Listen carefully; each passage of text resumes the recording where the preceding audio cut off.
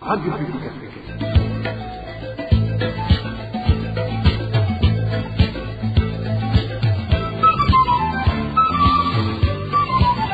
Radio Publique Africaine.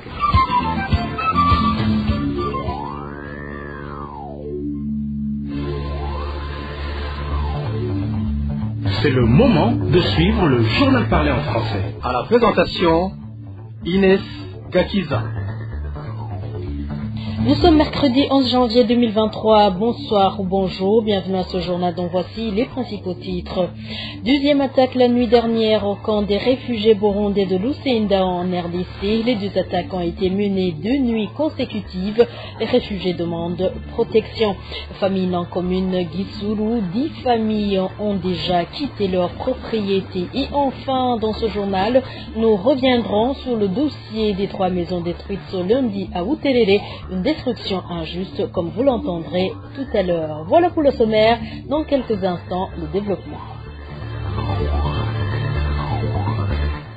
Rebonjour ou rebonsoir, sécurité pour commencer. Une femme a été assassinée au cours de la semaine écoulée au quartier Mutanga Nord en mairie de Bujumbura. Juliette Kalegwa a été exécutée à son domicile par des personnes qui l'ont par la suite laissée enfermée à l'intérieur de la maison. Josiane Mouzaneza nous fait le point. Juliette Kalegwa était résident du quartier Mutanga Nord en commune Nahangwa de la mairie de Bujumbura. Les informations en provenance des voisins et de certains membres de la famille de la victime indiquent que le corps de Juliette Kalegwa a été retrouvé dimanche de la semaine dernière à son domicile après que sa famille ait passé 3 jours sans avoir de ses nouvelles. Les mêmes informations précisent que son entourage a été inquiété étant donné que son téléphone sonnait sans que personne ne décroche alors qu'elle vivait seule. Ces inquiétudes, poursuivent nos sources, ont conduit son voisinage à défoncer le portail et les portes de la maison pour enfin découvrir que Juliette Kalegwa avait été assassinée. Nos sources révèlent qu'au moment de la découverte du corps, il était évident que la victime avait été sauvagement exécutée, comme si elle aurait subi un interrogatoire avant d'être par la suite achevée. Pour le moment, les proches de Juliette Kalegwa sont chagrinés et sont dans une désolation totale, ne comprenant pas les motifs de cette mort atroce. Un des officiers de police affectés dans la ville de Bujumbura a indiqué à la RPA que cet assassinat est émaillé de beaucoup de zones d'ombre et que plusieurs indices portent à croire que Juliette Kalegwa aurait été tuée par des professionnels issus des forces de l'ordre. Juliette Kalegwa était veuve, mère et grand-mère et elle était aussi une enseignante à la retraite. Nous reviendrons sur ce dossier dans nos éditions ultérieures. Merci à toi Josiane Mouzaneza. Sécurité toujours, mais cette fois-ci hors de nos frontières. Le camp des réfugiés burundais de Lusenda, situé en République démocratique du Congo, a été encore une fois attaqué par des hommes armés la nuit de ce mardi. Un réfugié qui était enlevé par ces hommes armés a pu s'échapper. Ces réfugiés burundais demandent au HCR et au gouvernement congolais de trouver solution à ce problème d'insécurité dans ce camp. Plus de détails avec Eric Nyonzima. Les hommes armés ont attaqué le village 25 et ont pris en otage son chef prénommé Moïse. C'était vers minuit de ce mardi. Notre source à Lusenda nous relate les faits. Hier soir, ils ont ligoté le chef du village 25 et l'ont emmené avec eux. Il a crié beaucoup pour demander de l'aide et la police est intervenue et a échangé des coups de feu avec ses malfaiteurs. Au cours de ces affrontements entre policiers et ce groupe armé, le chef du village 25 a pu s'échapper, profita de cette cacophonie. Pour le moment, les Burundais réfugiés d'Asoka, de Lusenda, disent être très inquiets pour leur sécurité, surtout avec la présence des rebelles Maïmaï installés tout près de Soka. Le problème majeur que nous avons, c'est la présence des Maïmaï qui campent sur des montagnes surplombant notre camp.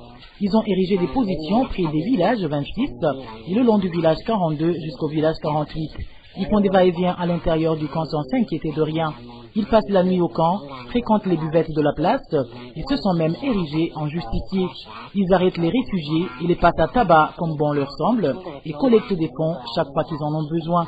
Bref, c'est comme si c'était un État dans un autre État. Nous demandons alors que les autorités chassent les combattants de ces lieux pour la sécurité du camp et la tranquillité des réfugiés. Soka de Lusenda avait également essuyé une autre attaque sur Rimbi. Ce jour-là, un réfugié a été enlevé et une somme de plus d'1,5 million congolais avait été dérobée chez un commerçant de la place surnommé Pépite. Tous les réfugiés demandent au HCR et au gouvernement congolais de faire tout possible pour que leur sécurité soit renforcée. Et les militaires burundais continuent à être tués en RDC dans un silence total. Certains corps ne sont pas rapatriés, d'autres sont rapatriés clandestinement. À la fin de la semaine dernière, des corps des militaires ont été rapatriés en provenance du Congo, puis conservés au camp d'Essaya Passive, proche de l'aéroport de Bujumbura. Suivez à ce propos un des militaires qui a suivi ce dossier. Selon la date Girondi, l'autorité du chef reste maître et mot. Et c'est une réalité. Nous l'avons vu samedi dernier, le 7 janvier, au moment où des poteaux électriques étaient tombés sur tous ceux qui alimentent le cas d'Essaya Guantanamo. Avant, lorsque ces poteaux tombent, ils pouvaient passer 3, 4 ou 5 jours sans être réhabilités. Mais la panne de samedi dernier a été vite maîtrisée. En fait, cela a été fait parce qu'il y avait des corps des militaires burundais qui sont tombés sur le champ de bataille au Congo, qui ont été amenés dans une machine frigorifique se trouvant à Guantanamo, au camp d'Essaya Passive, en bas du village de paix de Marambia. Alors, ces cadavres ne pouvaient pas être amenés sans électricité, raison pour laquelle on s'est précipité à réhabiliter ces poteaux électriques. En fait, c'est dans ce camp qu'on conserve les corps des militaires tués, par exemple en Somalie ou au Congo, parce qu'il y a un conteneur frigorifique qui sert de morgue. C'est alors samedi qu'on a amené les corps des militaires et on les a conservés là-bas.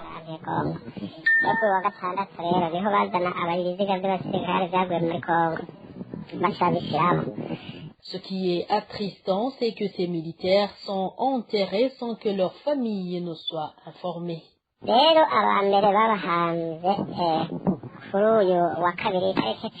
Les premiers ont été enterrés ce mardi le 10 janvier dans une localité dite Tchétchénie. C'est en bas de chez Wadogo. On les a amenés le soir. Ils ont été enterrés vers 16 heures. Nombreuses familles ne sont jamais informées que leurs ont été enfouis. Et pour ceux qui ne le savent pas, ils sont très nombreux, les militaires qui sont tués au Congo. C'est parce qu'ils y vont clandestinement et ils sont également rapatriés en cachette. Plusieurs familles pensent toujours que leurs sont encore vivants. Certaines familles sont initiées que ces militaires ont déserté et qu'ils sont introuvables, mais en réalité, ils sont tombés au Congo. Le premier groupe de militaires a été alors amené samedi vers 16 heures, tandis que le deuxième groupe est arrivé dimanche soir le 8 à Guantanamo. Ce sont donc ceux qui ont été rapatriés le 7 qui ont été enterrés ce mardi le 10 et ceux qui restent seront inhumés vendredi prochain. C'est parce qu'il y a certaines familles qui ont été informées de la situation et les ont alors signalé qu'elles vont enterrer dignement les leurs.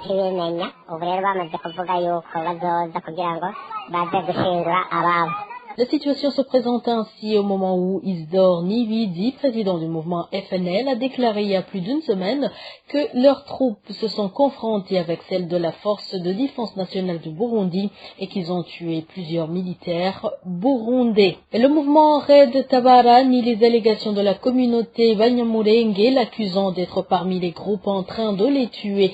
Patrick Nahimana, porte-parole du mouvement, explique que malgré leur présence sur le sol congolais, leur mission ne concerne en rien ce pays, donc qu'il n'y a aucune raison qui les pousserait à combattre n'importe quelle communauté de Congolais. Suivez Patrick Nahimana, porte-parole du mouvement Red Tabara.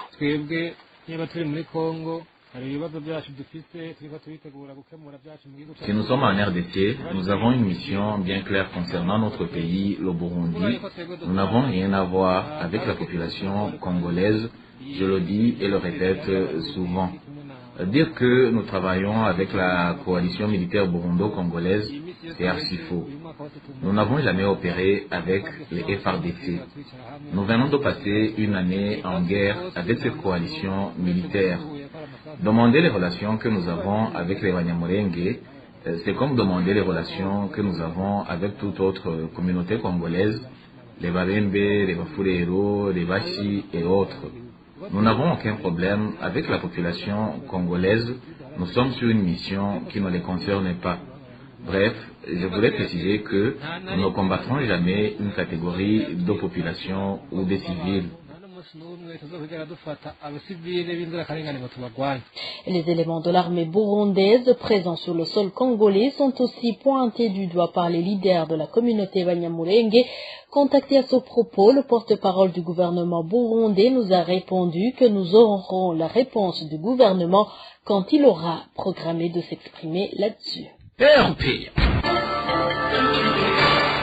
Parlons gouvernance à présent. Les habitants de la zone Buterere en mairie de Bujumbura, victimes des destructions méchantes, accusent le ministre des Infrastructures et de l'Équipement d'injustice et d'avoir menti à l'opinion en affirmant qu'ils veulent les déloger de leurs terres pour les protéger contre des épidémies et des catastrophes naturelles.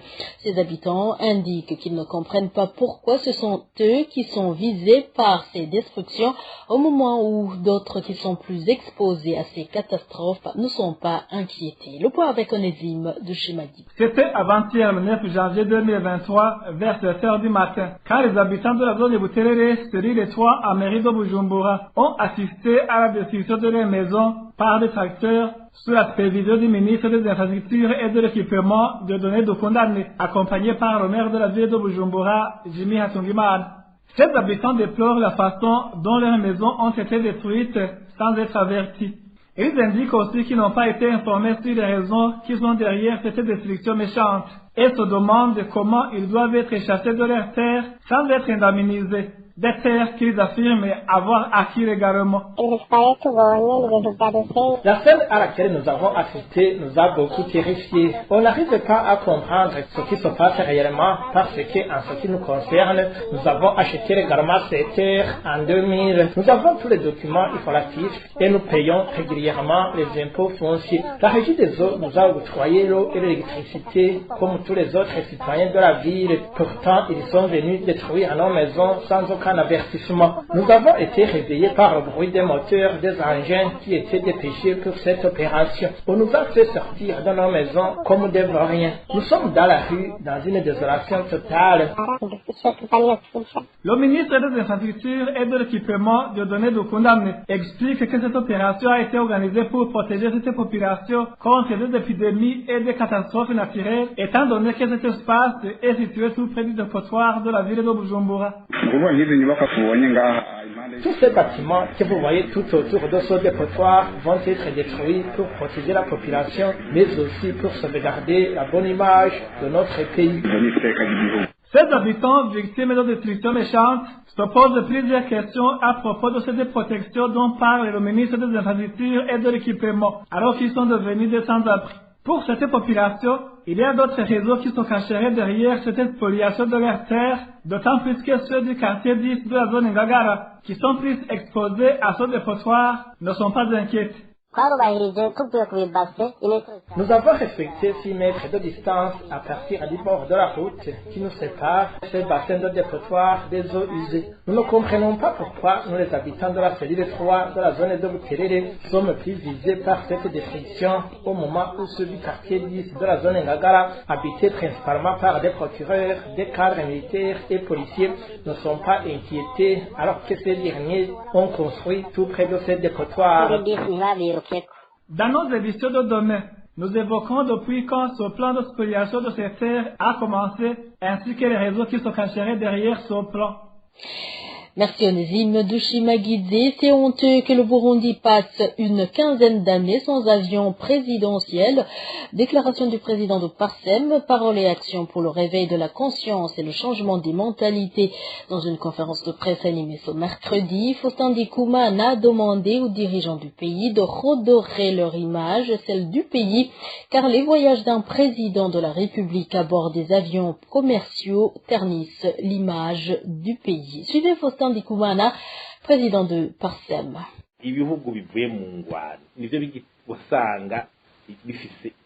Les seuls pays qui n'ont pas d'avion sont ceux qui émergent d'une guerre.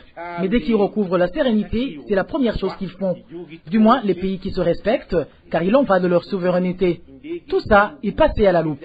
C'est pour cela qu'on nous classe parmi les pays les plus pauvres au monde et on ose contester alors que les faits sont là. Ce n'est pas normal qu'un pays puisse ne pas disposer d'un avion pouvant déplacer le président alors que même les joueurs sont même à mesure de se payer des jets privés. C'est vraiment honteux. Cela fait 15 ans que le Burundi dit être sur la voie du développement et pourtant, ça fait près de 20 ans que même le seul avion dont nous disposions, je parle du Falcon 50, a été vendu. 20 ans sans parvenir à acheter un seul avion, c'est anormal. Et qu'on ne nous parle pas de l'avion en réparation en Espagne depuis des dizaines d'années, ça, on n'en a rien à faire. Tout ce qu'on demande, c'est que notre président puisse disposer d'un avion propre au pays qui puisse assurer ses déplacements. Le Burundi a toujours eu un avion. Rappelez-vous de l'avion dit Musongati. Il a servi sous Ouagaza et longtemps après, il a fait son temps et a été remplacé par le Falcon 50. J'insiste là-dessus. Il faut que le président puisse avoir un avion propre au pays.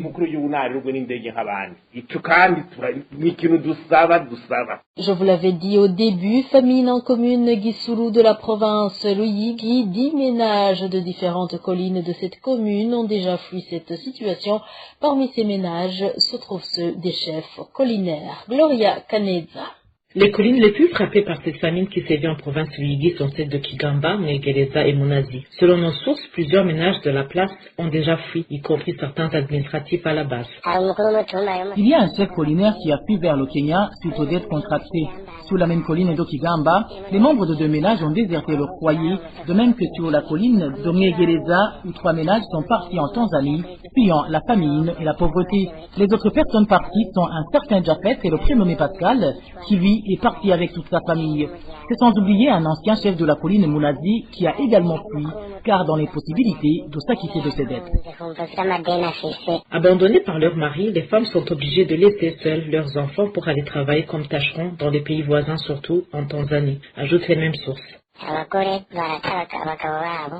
Les femmes quittent leur foyer pour aller chercher du travail en Tanzanie. Sous la frontière, vous voyez beaucoup de femmes qui rentrent avec des paniers pleins de provisions sur la tête. La plupart d'entre elles ont été abandonnées par leur mari et doivent se débrouiller pour trouver de quoi nourrir leurs enfants. Ces mouvements sont visibles surtout les mardis et samedis.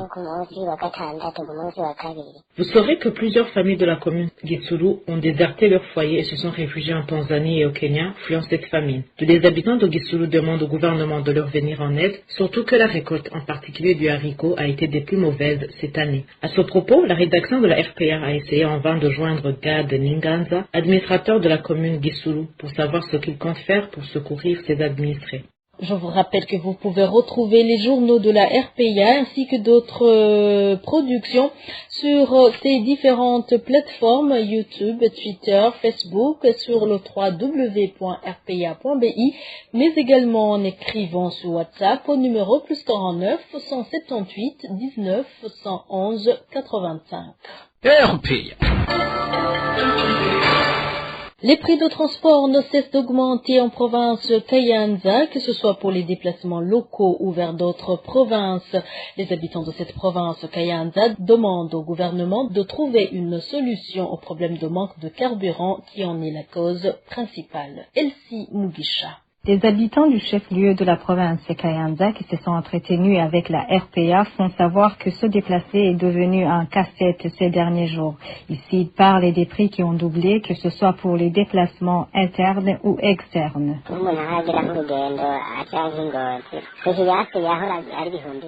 De Kayanza à Ngozi, on payait 2000 francs à bord des véhicules de type IAT, mais aujourd'hui, le même trajet coûte entre 4 et 5 000 francs. Quand vous prenez des voitures de type Probox, le ticket varie entre 6 et 7 000 francs. Pour descendre sur Bujumbura, si vous n'avez pas 10 000 francs, vous ne pourrez trouver aucune voiture qui accepte de vous y emmener. Les déplacements internes ont également doublé. Par exemple, le trajet de Kayanza vers Butaganzwa par moto est passé de 5 à 10 000 francs. Vous comprenez que la situation est très grave à cause de cette pénurie du carburant.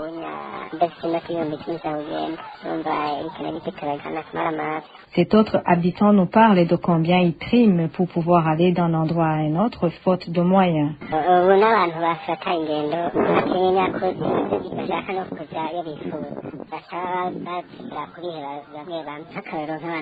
Des fois, les gens sont obligés d'ajourner leur voyage. D'autres, par exemple, qui quittent Kayanza pour Ngozi ou qui vont jusqu'à Kanyaru afin de vendre leurs marchandises, ils font la moitié du trajet à pied idée pour diminuer les dépenses.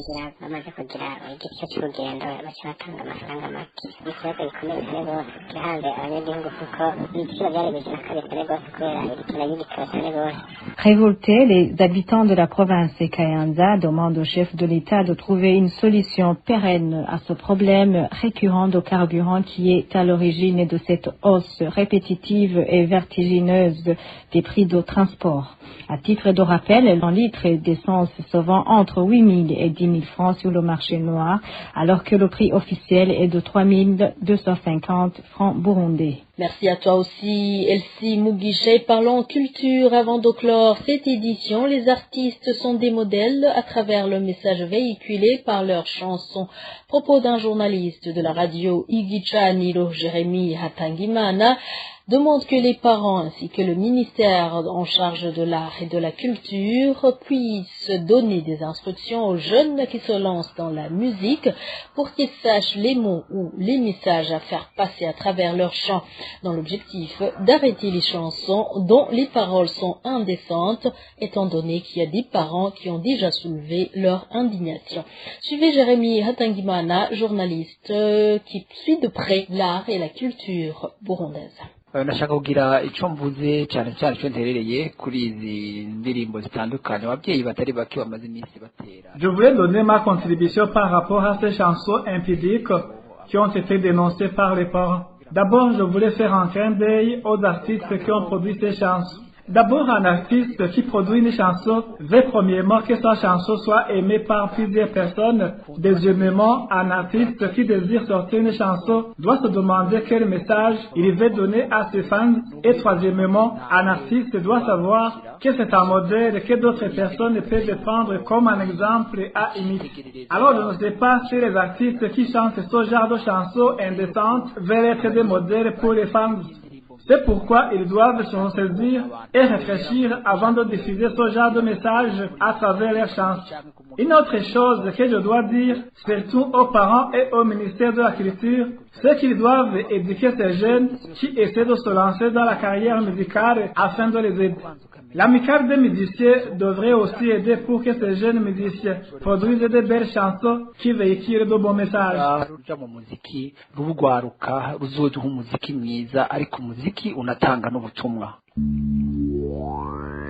Et voilà, c'est par cette intervention de Jérémy Hatangimana que nous bouclons ce journal. Merci de nous avoir prêté une oreille attentive. Merci à toute l'équipe rédactionnelle, sans oublier l'équipe technique. Au micro, vous étiez avec Inès Kakiza. Excellente soirée chez vous.